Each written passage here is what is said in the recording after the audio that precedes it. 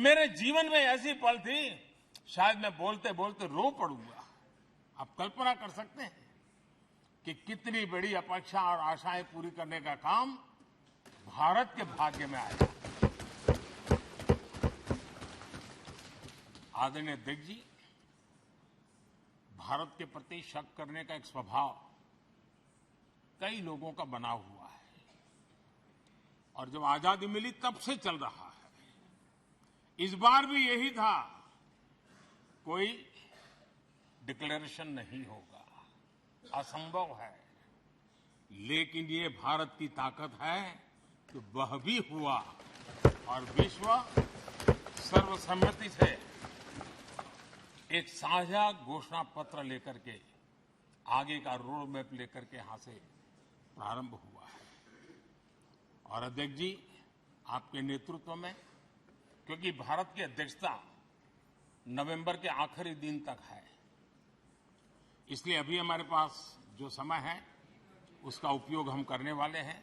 और आपकी अध्यक्षता में दुनिया भर के ये जो G20 के सदस्य हैं, P20 पार्लियामेंट के स्पीकर्स की एक समिट, जैसे आपने घोषणा की, सरकार का आपके इस प्रयासों को पूरा समर्थन रहेगा, पूरा सहयोग रहेगा। आदरणीय अध्यक्ष जी, हम सबके लिए गर्व की बात है कि आज भारत विश्व मित्र के रूप में अपनी जगह बना पाया है। पूरा विश्व भारत में अपना मित्र खोज रहा है, पूरा विश्व भारत की मित्रता को अनुभव कर रहा है। और उसका मूल कारण है हमारे जो संस्कार है, वेद से विवेकानंद तक जो हमने पाया है। सबका साथ सबका विकास का मंत्र आज विश्व को हमें साथ लाने में जोड़ रहा है। आदरणीय अध्यक्ष जी, ये सदन से विदाई लेना एक बहुत ही भावुक पल है। परिवार भी अगर पुराना घर छोड़कर के नए घर जाता है तो बहुत सारी यादें कुछ पल के लिए उसको झकझोर देती है। और हम जब ये सदन को छोड़ के जा रहे हैं तो हमारा मन मस्तिष्क भी उन भावनाओं से भरा हुआ है, अनेक यादों से भरा हुआ है। खट्टे मीठे अनुभव भी रहे हैं, नोकझोंक भी रही है, कभी संघर्ष का माहौल भी रहा है और कभी इसी सदन में उत्सव और उमंग का माहौल भी रहा है। ये सारी स्मृतियां हमारे साथ, हम सबकी साझी स्मृतियां हैं, ये हम सबकी साझी विरासत है और इसलिए इसका गौरव भी हम सबका साझा है।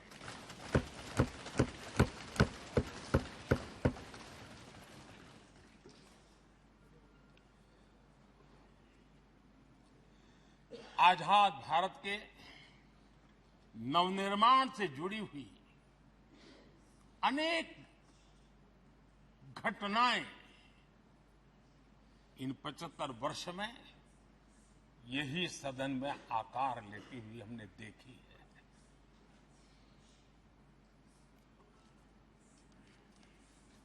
आज हम जब इस सदन को छोड़ करके नए सदन की ओर प्रस्थान करने वाले हैं, तब भारत के सामान्य मानवीय की भावनाओं को जहां जो आदर मिला है, सम्मान मिला है, उसकी अभिव्यक्ति का भी यह अवसर है। और इसलिए आदरणीय अध्यक्ष जी, मैं पहली बार जब संसद का सदस्य बना और पहली बार एक सांसद के रूप में इस भवन में मैंने प्रवेश किया तो सहज रूप से मैंने इस संसद भवन के दौर पक्ति पर अपना शीश झुका करके इस लोकतंत्र के मंदिर को श्रद्धा भाव से नमन करते हुए मैंने पैर रखा था। वो पल मेरे लिए भावनाओं से भरी हुई थी। मैं कल्पना नहीं कर सकता था, लेकिन भारत के लोकतंत्र की ताकत है,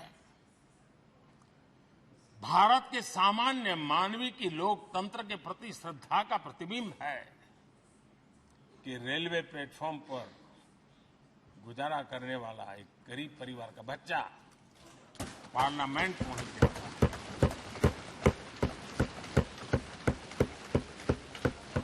मैंने कभी कल्पना तक नहीं की कि देश मुझे इतना सम्मान देगा, इतना आशीर्वाद देगा, इतना प्यार देगा। सोचा नहीं था अध्यक्ष जी। आदरणीय अध्यक्ष जी, हम में से बहुत लोग हैं जो संसद भवन के अंदर जो चीजें लिखी गई उसको पढ़ते भी रहते हैं, कभी कभी उसका उल्लेख भी करते हैं। हमारे यहाँ संसद भवन के प्रवेश द्वार पर एक छांदोग्य उपनिषद का एक वाक्य है, लोक द्वारम करके पूरा वाक्य है। उसका मतलब ये होता है कि जनता के लिए दरवाजे खोलिए और देखिए कि कैसे वो अपने अधिकारों को प्राप्त करती है। हमारे ऋषि मुनियों ने लिखा हुआ, हमारे प्रवेश द्वार पर लिखा हुआ। हम सब और हमारे पहले जो यहां रहे हैं वो भी इस सत्यता के साक्षी है। आदरणीय अध्यक्ष जी, समय रहते जैसे जैसे वक्त बदलता गया, ये हमारे सदन की संरचना भी निरंतर बदलती रही है और अधिक समावेशी बनती गई है। समाज के हर वर्ग का प्रतिनिधि विविधताओं से भरा हुआ इस सदन में नजर आता है। अनेक भाषाएं हैं, अनेक बोलियां, अनेक पहरवेश है, अनेक खानपान है। सदन के अंदर सब कुछ है और समाज के सभी तबके के लोग, चाहे वो सामाजिक रचना के हो, चाहे आर्थिक रचना के हो, चाहे गांव या शहर के हो, एक प्रकार से पूर्ण रूप से समावेशी वातावरण सदन में पूरी ताकत के साथ जन सामान्य की इच्छा आकांक्षाओं को प्रकट करता रहा है। दलित हो, पीड़ित हो, आदिवासी हो, पिछड़े हो, महिलाएं हो, हर एक का धीरे धीरे धीरे योगदान बढ़ता चला गया है।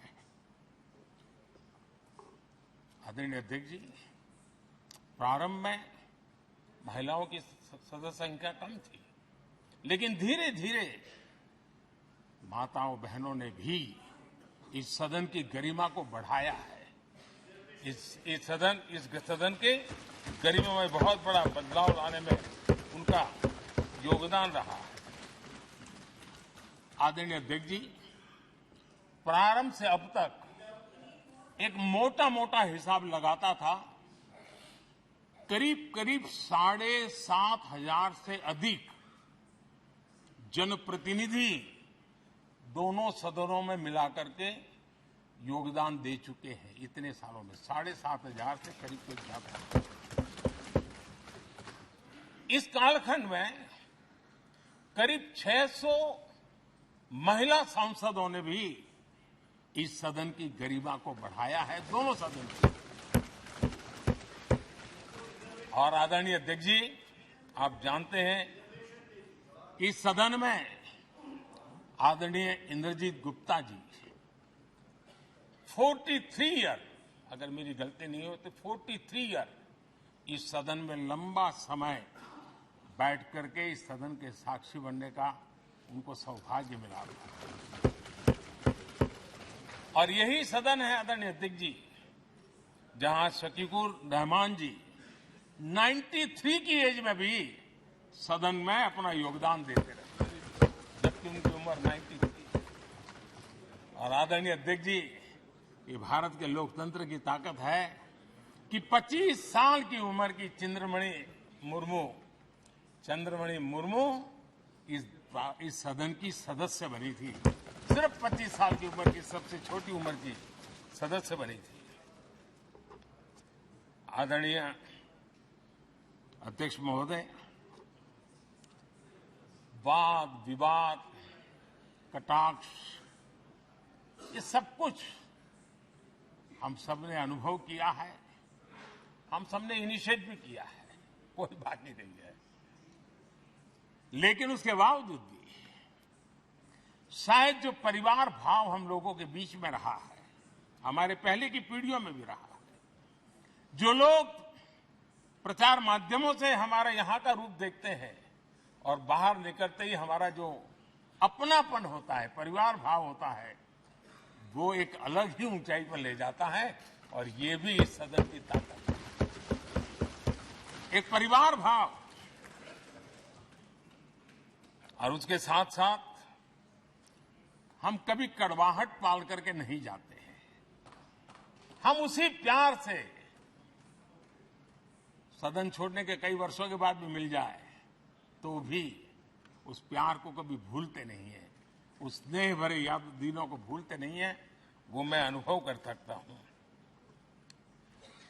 आदरणीय अध्यक्ष जी, हमारे पहले भी और वर्तमान भी हमने कई बार देखा है कि अनेक संकटों के बावजूद भी, अनेक असुविधाओं के बावजूद भी सांसद सदन में आए हैं और उन्होंने शारीरिक पीड़ा भी असह्य हो तो भी सदन में एक सांसद के रूप में, जनप्रतिनिधि के रूप में अपना कर्तव्य निभाया है। ऐसी अनेक घटनाएं आज हमारे सामने हैं। गंभीर बीमारियों के बावजूद भी कोई व्हीलचेयर में आना पड़ा, किसी को डॉक्टरों को बाहर खड़े रख करके अंदर आना पड़ता, लेकिन सभी सांसदों ने कभी न कभी इस प्रकार से अपनी भूमिका निभाई। कोरोना काल हमारे सामने उदाहरण है। हर परिवार में रहता था कहीं बाहर जाए तो मौत को बुलावा न दे दे, उसके बावजूद भी हमारे माननीय सांसद दोनों सदन में कोरोना काल के इस संकट की घड़ी में भी सदन में आए, अपना कर्तव्य निभाया। हमने राष्ट्र का काम रुकने नहीं दिया। आवश्यकता पड़ी, डिस्टेंस रखना भी था और बार बार टेस्टिंग भी करना पड़ता था। सदन में आते थे लेकिन मास्क पहनना पड़ता था। बैठने की रचना भी अलग अलग की, समय भी बदले गए। हर चीज के साथ राष्ट्र का काम रुकना नहीं चाहिए, इस भाव से सभी सदस्यों ने इस सदन को अपने कर्तव्य का महत्वपूर्ण अंग माना, संसद को चलाए रखा। और मैंने देखा है कि इस सदन से इतना लगाव लोगों का रहता है कि पहले कभी हम देखते थे कोई 30 साल पहले सांसद रहा होगा, कोई 35 साल पहले रहा होगा, लेकिन वो सेंट्रल हॉल तो जरूर आएगा। जैसे मंदिर जाने की आदत होती है, वैसे उनको सदन में आने की आदत है। इस जगह का लगाव बन जाता है, एक आत्मीय भाव से जुड़ाव हो जाता है। और ऐसे बहुत से पुराने लोग हैं जो आते जाते भी मन करता है जरा चलो एक चक्कर काटते हैं। आज उनका जनप्रतिनिधि के नाते दायित्व नहीं है, लेकिन भूमि के प्रति उनका लगाव हो जाता है। ये सामर्थ्य होता है इस सदन का। आदरणीय अध्यक्ष महोदय, आजादी के बाद बहुत बड़े बड़े विद्वान लोगों ने बहुत आशंकाएं व्यक्त की थी। पता नहीं देश का क्या होगा, चल पाएगा कि नहीं चल पाएगा, एक रहेगा कि बिखर जाएगा, लोकतंत्र बना रहेगा नहीं, 50। लेकिन इस देश की संसद की ताकत है कि पूरे विश्व को गलत सिद्ध कर दिया। और ये राष्ट्र पूरे सामर्थ्य के साथ आगे बढ़ता रहा। और इस विश्वास से कि हम भले आशंकाएं होंगी, घने काले बादल होंगे, लेकिन सफलता प्राप्त करते रहेंगे। और ये हम सब लोगों ने, हमारी पुरानी पीढ़ियों ने मिलकर के इस काम को करके दिखाया है। इसका गौरवगान करने का ये अवसर है। आदरणीय अध्यक्ष जी, इसी भवन में 2 साल 11 महीने तक संविधान सभा की बैठकें हुई और उसने देश के लिए एक मार्गदर्शक जो आज भी हमें चलाता है, हमारे संविधान दिया। और 26 नवंबर 1949 को जो संविधान हमें मिला, वो 26 जनवरी 1950 को लागू हुआ। इन 75 वर्षों में सबसे बड़ा जो अचीवमेंट है वो ये है कि देश के सामान्य मानवी का इस संसद पर विश्वास बढ़ता ही गया है। और लोकतंत्र की सबसे बड़ी ताकत यही है कि इस महान संस्था के प्रति, इस महान इंस्टीट्यूशन के प्रति, इस व्यवस्था के प्रति उनका विश्वास अटूट रहे, विश्वास उनका बना रहे। इन 75 वर्षों में हमारी संसद ने जन भावनाओं की अभिव्यक्ति का भवन भी बना दिया। यहां जन भावनाओं की पुरजोश अभिव्यक्ति,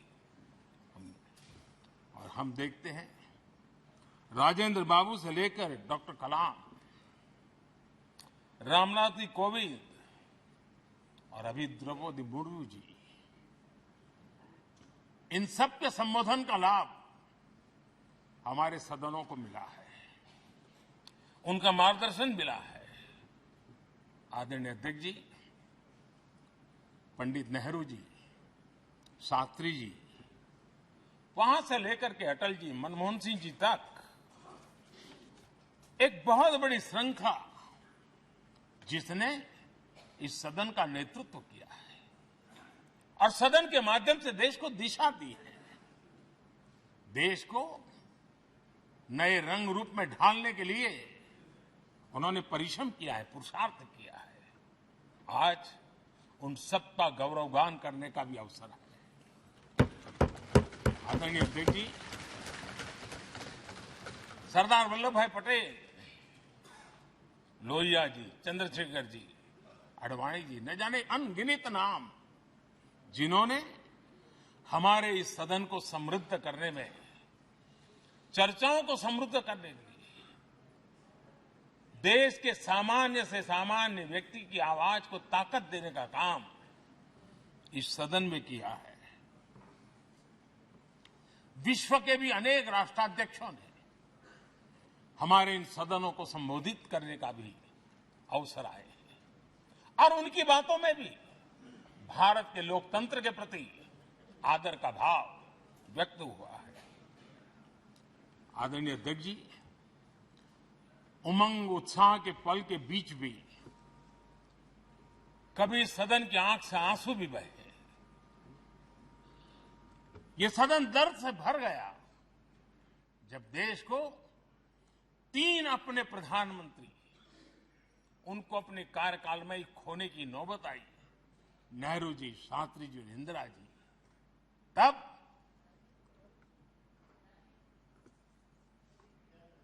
ये सदन अश्रु भीनी आंखों से उन्हें विदाई दे रहा था। आदरणीय अध्यक्ष जी, अनेक चुनौतियों के बावजूद भी हर स्पीकर ने, हर सभापति ने बेहतरीन तरीके से दोनों सदनों को सुचारू रूप से चलाया है और अपने कार्यकाल में उन्होंने जो निर्णय किए, वो निर्णय मावलंकर जी से काल से शुरू हुए हो या सुमित्रा जी के कालखंड के हो या बिरला जी के, आज भी उन निर्णयों को रेफरेंस पॉइंट माना जाता है। ये काम हमारे करीब 17 स्पीकर और उसमें 2 हमारी महिला स्पीकर ने भी, और मावलंकर जी से लेकर के सुमित्रा ताई तक, और बिरला जी का मार्गदर्शन आज भी हमें मिल रहा है। हर एक ने अपनी अपनी शैली रही है, लेकिन उन्होंने सबको साथ लेकर के नियमों कानूनों के बंधन में इस सदन को हमेशा ऊर्जावान बनाए रखा है। मैं आज उन सभी स्पीकर महोदय को भी आज वंदन करता हूं, अभिनंदन करता हूं। आदरणीय अध्यक्ष जी, ये सही है कि हम जनप्रतिनिधि अपनी अपनी भूमिका निभाते हैं, लेकिन सातत्यपूर्ण तरीके से हमारे बीच जो एक टोली बैठती है, उनकी भी कई पीढ़ियां बदल गई है। कभी कागज लेके दौड़ के आते हैं, उनका भी योगदान कम नहीं है।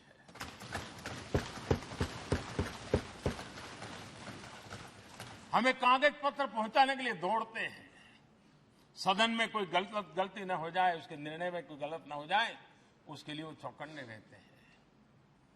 जो काम इनके द्वारा हुआ है, उसने भी सदन के क्वालिटी ऑफ गवर्नेंस में तेजी लाने में बहुत बड़ी मदद की है।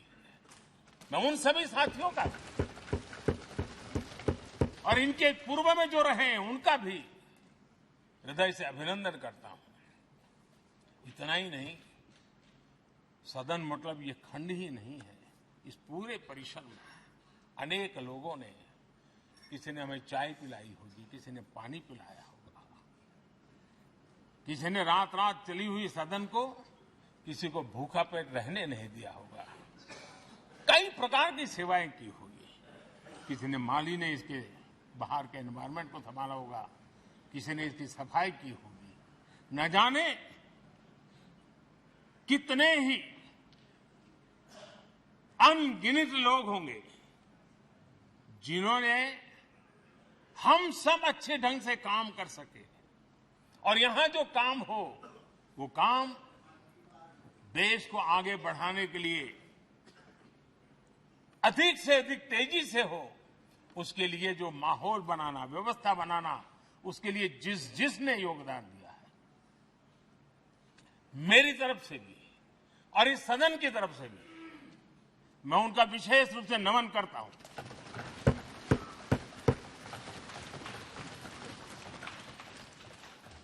आदरणीय अध्यक्ष जी, लोकतंत्र का ये सदन, आतंकी हमला हुआ, पूरे विश्व में यह आतंकी हमला एक इमारत पर नहीं था। ये मदर ऑफ डेमोक्रेसी एक प्रकार से हमारी जीवात्मा पर यह हमला था। ये देश उस घटना को कभी भूल नहीं सकता है, लेकिन आतंकियों से लड़ते लड़ते सदन को बचाने के लिए और हर सदस्य को बचाने के लिए जिन्होंने अपने सीने पर गोलियां झेली, आज मैं उनको भी नमन करता हूं। हमारे बीच नहीं है, लेकिन उन्होंने बहुत बड़ी रक्षा की है। आदरणीय अध्यक्ष जी, जब आज हम इस सदन को छोड़ रहे हैं, तब मैं उन पत्रकार मित्रों को भी याद करना चाहता हूं जिन्होंने जीवन में, कुछ लोग तो ऐसे हैं जिन्होंने पूरा जीवन अपने कार्यकाल में संसद के काम को ही उन्होंने रिपोर्ट किया है। एक प्रकार से वो जीवंत साक्षी रहे हैं। उन्होंने यहां की पल पल की जानकारी देश तक पहुंचाई, और तब तो ये सारा टेक्नोलॉजी अवेलेबल नहीं थी। तब वही लोग थे जो यहां की बात पहुंचाते थे, और उनका सामर्थ्य था वो अंदर की भी पहुंचाते थे और अंदर की भी पहुंचाते थे।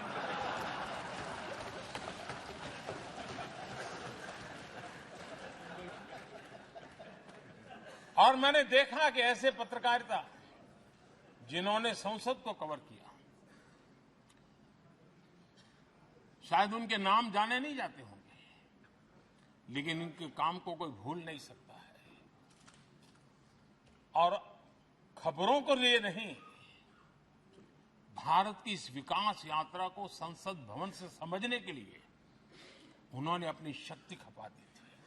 आज भी पुराने जो पत्रकार मित्र मिल जाते हैं और जिन्होंने कभी संसद को कवर किया हो, तो ऐसी अननोन चीजें बताते हैं जो उन्होंने अपनी आंखों से देखी होती है, कान से सुनी होती है, जो अचरज करने वाली होती है। यानी एक प्रकार से जैसी ताकत यहां की दीवारों की रही है, वैसा ही दर्पण उनकी कलम में रहा है। और उस कलम ने देश के अंदर संसद के प्रति, संसद सदस्यों के प्रति एक अहोभाव का भाव जगाया है।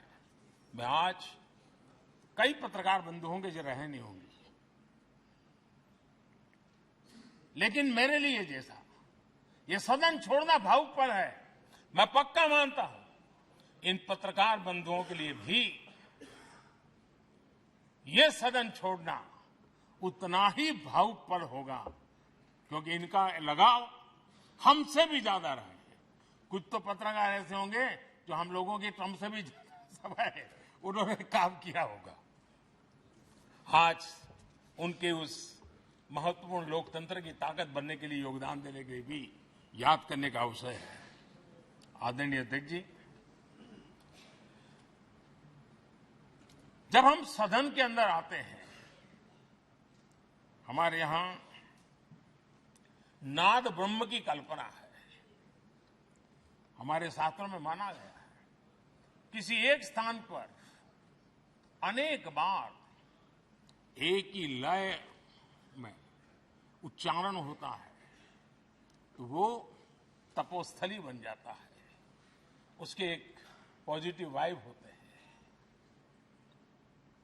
नाद की एक ताकत होती है जो स्थान को सिद्धि स्थान में परिवर्तित कर देती है। मैं मानता हूं ये सदन भी उस 7,500 जनप्रतिनिधियों के द्वारा बार बार जो शब्द गूंजे हैं, जो वाणी यहां गूंजी है, उसने इस सदन में हम बैठकर आगे चर्चा करें या ना करें, लेकिन इसकी गूंज इसे तीर्थ क्षेत्र बना देती है।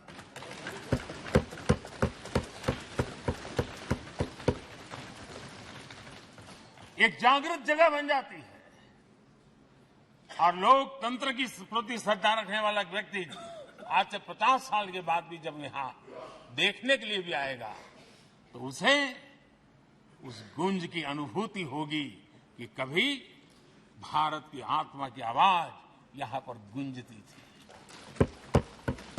और इसलिए अध्यक्ष महोदय, ये वो सदन है जहां कभी भगत सिंह, बटुकेश्वर दत्त, उन्होंने अपनी वीरता सामर्थ्य से अंग्रेज सल्तनत को जगा दिया था बम का धमाका कर। वो बम की गूंज भी जो देश का भला चाहते हैं उनको कभी सोने नहीं देती। आदरणीय अध्यक्ष जी, ये वो सदन है जहां पंडित जी को इसलिए भी याद किएगा, अनेक बातों के लिए याद किएगा, लेकिन हम जरूर याद करेंगे इसी सदन में पंडित नेहरू का at the stroke of midnight की गूंज हम सबको प्रेरित करती रहेगी। और इसी सदन में अटल जी ने कहा था, वो शब्द आज भी गूंज रहे हैं इस सदन में, सरकारें आएगी जाएगी, पार्टियां बनेगी बिगड़ेगी, लेकिन ये देश रहना चाहिए।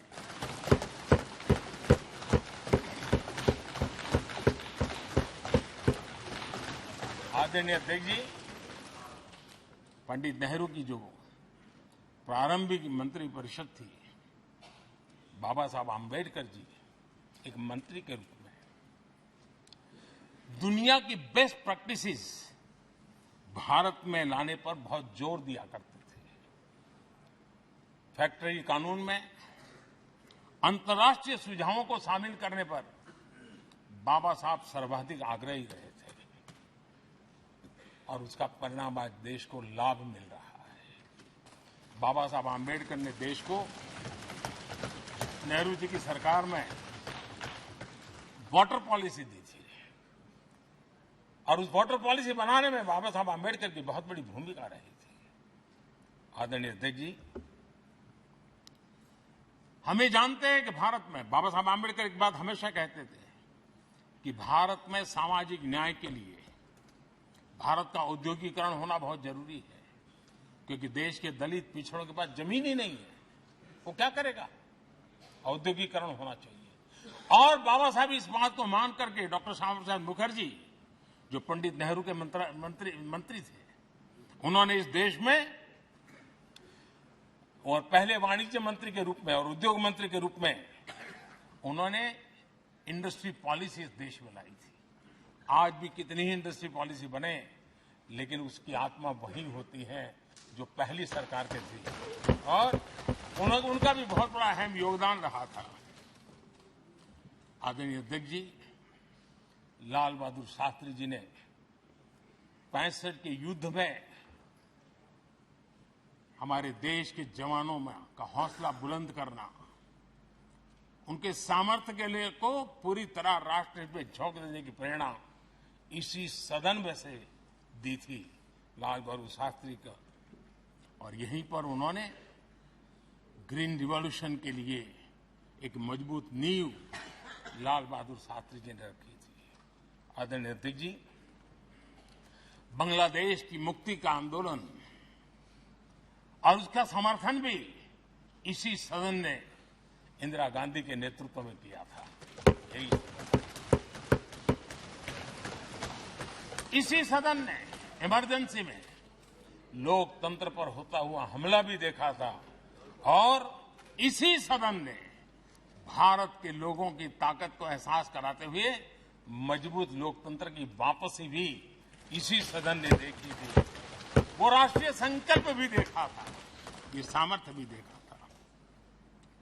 आदरणीय अध्यक्ष जी, ये सदन इस बात का हमेशा ऋणी रहेगा, क्योंकि इसी सदन में हमारे पूर्व प्रधानमंत्री चरण सिंह जी ने ग्रामीण मंत्रालय का गठन किया था, रूरल डेवलपमेंट मिनिस्ट्री। इसी सदन में मतदान की उम्र 21 से 18 करने का निर्णय हुआ था और देश की युवा पीढ़ी को इसका योगदान देने के लिए प्रेरित किया गया, उत्साहित किया गया था। हमारे देश ने गठबंधनों की सरकारें देखी, पीपी सिंह जी हो, चंद्रशेखर जी, और बाद में एक सिलसिला चला। लंबे अरसे से दिशा में देश जा रहा था, आर्थिक नीतियों के बोझ तले देश दबा हुआ था, लेकिन नरसिम्हा राव की सरकार थी जिन्होंने हिम्मत के साथ पुरानी आर्थिक नीतियों को छोड़ करके नई राह पकड़ने का फैसला किया था, जिसके आज देश को परिणाम मिल रहे हैं। अटल बिहारी वाजपेयी जी का सरकार भी हमने इसी सदन में देखी। सर्व शिक्षा अभियान देश में आज वो महत्वपूर्ण बन गया है। आदिवासी कार्यालय मंत्रालय अटल जी ने बनाया, नॉर्थ ईस्ट का मंत्रालय अटल जी ने बनाया, न्यूक्लियर टेस्ट भारत के सामर्थ्य का परिचायक बन गया। और इसी सदन में मनमोहन जी की सरकार कैश फॉर वोट को भी, उस कांड को भी सदन ने देखा है। आदरणीय अध्यक्ष जी, सबका साथ सबका विकास का मंत्र, अनेक ऐतिहासिक निर्णय, दशकों से लंबित विषय, उनका स्थायी समाधान भी इसी सदन में हुआ। आर्टिकल 370, ये सदन हमेशा हमेशा गर्व के साथ कहेगा कि सदन के कारण one nation one tax, one nation one tax, GST का निर्णय भी इसी सदन ने किया। One rank one pension, OROP, ये भी इसी सदन ने देखा। गरीबों के लिए 10% आरक्षण कोई विवाद के बिना पहली बार इस देश में करने में सफल रहे। आदरणीय अध्यक्ष जी, भारत के लोकतंत्र में तमाम उतार चढ़ाव हमने देखे और ये सदन लोकतंत्र की ताकत है, लोकतंत्र की ताकत की साक्षी है, जन विश्वास का एक केंद्र बिंदु रहा है। इस सदन की विशेषता देखिए और दुनिया के लोगों का आज भी ऐतराज होता है। ये सदन है जिसमें कभी 4 सांसद वाली पार्टी सत्ता में होती थी और 100 सदस्य वाली पार्टी विपक्ष में बैठती थी। ये भी सामर्थ्य इस सदन के लोकतंत्र की ताकत का परिचय कराता है। और यही सदन है जिसमें एक वोट से अटल जी की सरकार गई थी और लोकतंत्र की गरिमा को बढ़ाया था। ये भी इसी सदन में हुआ। आज अनेक छोटी छोटी रीजनल पार्टियों का प्रतिनिधित्व हमारे देश की विविधता को, हमारे देश के एस्पिरेशंस का एक प्रकार से वो आकर्षक केंद्र बिंदु बना है। आदरणीय अध्यक्ष जी, इस देश में 2 प्रधानमंत्री ऐसे रहे, मोरारजी भाई वीपी सिंह एक प्रकार से कांग्रेस में जीवन खपाया था, लेकिन एंटी कांग्रेस गवर्नमेंट का नेतृत्व कर रहे थे। ये भी इसकी विशेषता थी। और हमारे नरसिम्हा राव जी, वो तो बिस्तरा गोल करके घर जाने की तैयारी कर रहे थे, निवृत्ति की घोषणा कर चुके थे, लेकिन यही लोकतंत्र की ताकत देखिए, सदन की ताकत देखिए, वो प्रधानमंत्री के रूप में 5 साल हमारी सेवा कर।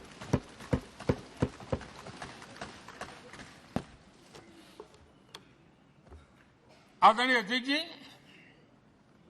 सबकी सहमति से कठिन कार्य होते हुए हमने देखे हैं। 2000 की साल थी, अटल जी की सरकार थी। इसी सदन ने 3 राज्यों का गठन सर्वस्वीकृति से किया और बड़े उमंग उत्साह से किया। जब छत्तीसगढ़ की रचना हुई तो उत्सव छत्तीसगढ़ ने भी मनाया, उत्सव मध्य प्रदेश ने भी मनाया।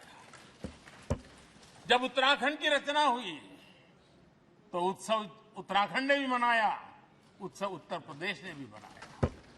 जब झारखंड की रचना हुई तो उत्सव झारखंड ने भी मनाया, उत्सव बिहार ने भी बताया। ये हमारे सदन का सामर्थ्य, सब सहमति का वातावरण बना करके। लेकिन कुछ कड़वी यादें वो भी है कि तेलंगाना के हक को दबोचने के लिए भारी प्रयास हुए, खून की नदियां भी बही और बनने के बाद न तेलंगाना उत्सव मना पाया, न आंध्र उत्सव मना पाया। एक कटुता के बीज बो दिए गए। अच्छा होता उसी उमंग और उत्साह के साथ हम तेलंगाना का निर्माण करते तो एक नई ऊंचाई पर आज तेलंगाना पहुंच चुका होता। आदरणीय अध्यक्ष जी, संविधान सभा ने, आदरणीय अध्यक्ष जी, इस सदन की परंपरा रही है। संविधान सभा ने उस समय अपना दैनिक भत्ता 45 रुपये से कम करके 40 कर दिया था। उनको लगा हमें इसको कम करना चाहिए।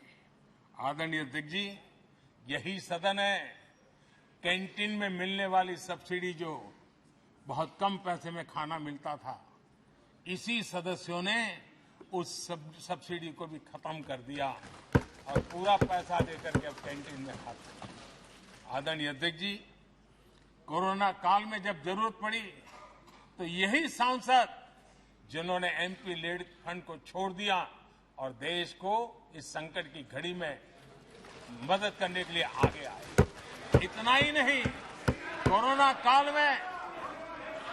कोरोना काल में इसी सदन के सांसदों ने अपने तनख्वाह में 30% कटौती की और उन्होंने देश के सामने आए हुए संकट में अपनी बहुत बड़ी जिम्मेवारी निभाई।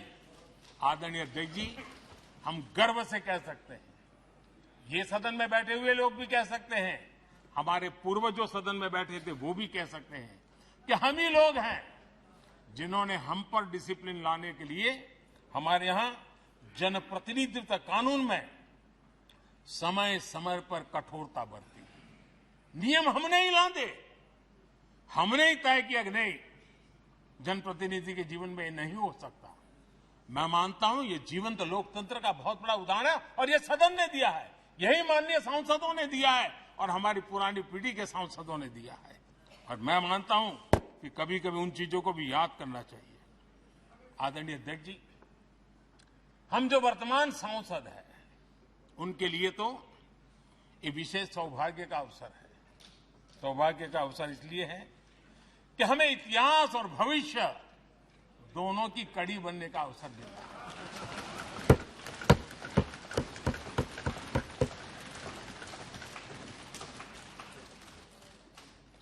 कल और आज से जुड़ने का हमें अवसर मिल रहा है और आने वाली कल निर्माण करने का एक नया विश्वास, नया उमंग, नए उत्साह के साथ हम यहां से विदाई लेने वाले हैं। आदरणीय अध्यक्ष महोदय, आज का दिवस सिर्फ और सिर्फ इस सदन के सभी 7,500 जनप्रतिनिधि रह चुके हैं उनके गौरवगान का पल है। इन दीवारों से हमने जो प्रेरणा पाई है, जो नया विश्वास पाया है, उसको लेकर जाने का है। बहुत सी बातें ऐसी थी जो सदन में हर किसी की ताली की हकदार थी, लेकिन शायद राजनीति उसमें भी आड़े आ रही है। नेहरू जी के योगदान का गौरवगान अगर इस सदन में होता है, कौन सदस्य होगा जिसको ताली बजाने का मन न करे। लेकिन उसके बावजूद